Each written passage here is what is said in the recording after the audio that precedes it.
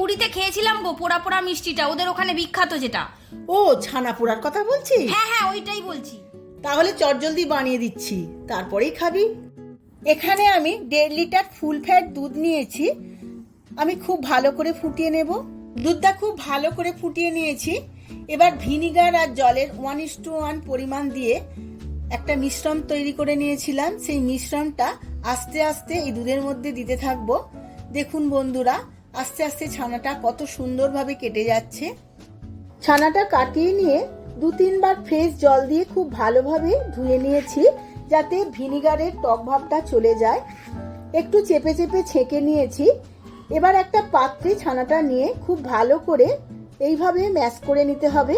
ছানাটা খুব ভালোভাবে মথে নিয়েছি। এবার এর মধ্যে দিয়ে দেব 2 চামচ সুজি আর 4-5টা ছোট এলাচ আমি ঠুকে নিয়েছিলাম, সেই ছোট এলাচটা দিয়ে দেব। আর দিয়ে দেব 4 চামচ চিনি। চিনির পরিমাণটা আপনারা বুঝে দেবেন। এবার সমস্ত কিছু খুব ভালোভাবে মেখে নেব। ছানাটা এইভাবে সমস্ত কিছু খুব ভালোভাবে মিশিয়ে নিতে হবে।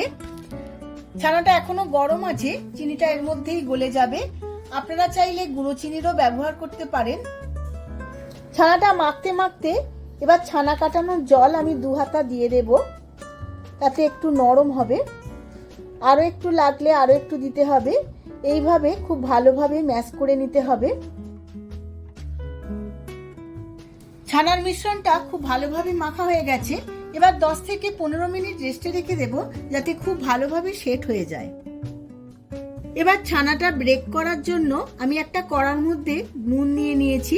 নুনটা এইভাবে কড়ার মধ্যে মেলে নেব। এবার এর মধ্যে একটা স্ট্যান্ড বসিয়ে নেব। চাপা দিয়ে 10 মিনিট প্রি হিট করে নেব। ছানার ব্যাটারটা 15 মিনিট রেস্টে রাখা হয়ে গেছে। এবার এর মধ্যে দিয়ে দেব 1 চামচ গাওয়া ঘি আর দেব কিছু ড্রাই ফ্রুটস। তার মধ্যে নিয়েছি কাজু আর কিশমিশ। আপনারা চাইলে অন্যান্য ড্রাই ফ্রুটসও দিতে পারেন। আর এর মধ্যে দিয়ে দেব 1/2 চামচ বেকিং পাউডার। এবার সমস্ত কিছু আবারও একবার খুব ভালোভাবে মিশিয়ে নেব। সমস্ত কিছু খুব ভালোভাবে মেশানো হয়ে গেছে। আমার ব্যাটারটা এই রকম থিকনেসটা হয়েছে, একটু ঘন ঘন, খুব পাতলা করলে চলবে না। ব্যাটারটা একদম রেডি হয়ে গেছে। এবার কেক টিনটা আমি ভাপে দেওয়ার জন্য রেডি করে নেব। এবার কেক টিনের মধ্যে কিছু শালপাতা বিছিয়ে নিয়েছি। এর মধ্যে অল্প একটু ঘি ব্রাশ করে নিয়েছিলাম। এবার সমস্ত ব্যাটারটা এই কেক টিনের মধ্যে ঢেলে দেব। এবার খুব ভালোভাবে 2 বা 3 বার ড্যাপ করে নিতে হবে, যাতে ওপরটা খুব মসৃণ হয়ে যায়।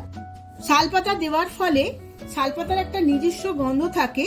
মিষ্টিটা ব্রেক হওয়ার পর শালপাতার গন্ধটা এই মিষ্টির মধ্যে ব্রেক করার জন্য প্রি হিট হয়ে গেছে। এবার আমি এই নুনের মধ্যে একটা স্ট্যান্ড বসিয়ে নিয়েছিলাম, তার মধ্যে আমি এই কেক টিনটা বসিয়ে নিয়ে আধ ঘন্টা ব্রেক করতে দেব। ছানা পোড়াটা আমার খুব ভালোভাবে কুক হয়ে গেছে বা ব্রেক হয়ে গেছে। এবার আমি ডিমোল্ড করে নেব। এবার একটা ছুরি নিয়ে এই সাইডগুলো ছাড়িয়ে নেব। এবার একটা প্লেট নিয়ে নিয়েছি। এই প্লেটের মধ্যে সমস্তটা উল্টে নেব, তাহলেই ডিমোল্ড হয়ে যাবে। দেখুন বন্ধুরা, কত সুন্দরভাবে ছেড়ে এলো। এবার আমি শালপাতাগুলো আস্তে আস্তে তুলে নেব। খুব সুন্দরভাবে ছেড়ে যাচ্ছে শালপাতাগুলো।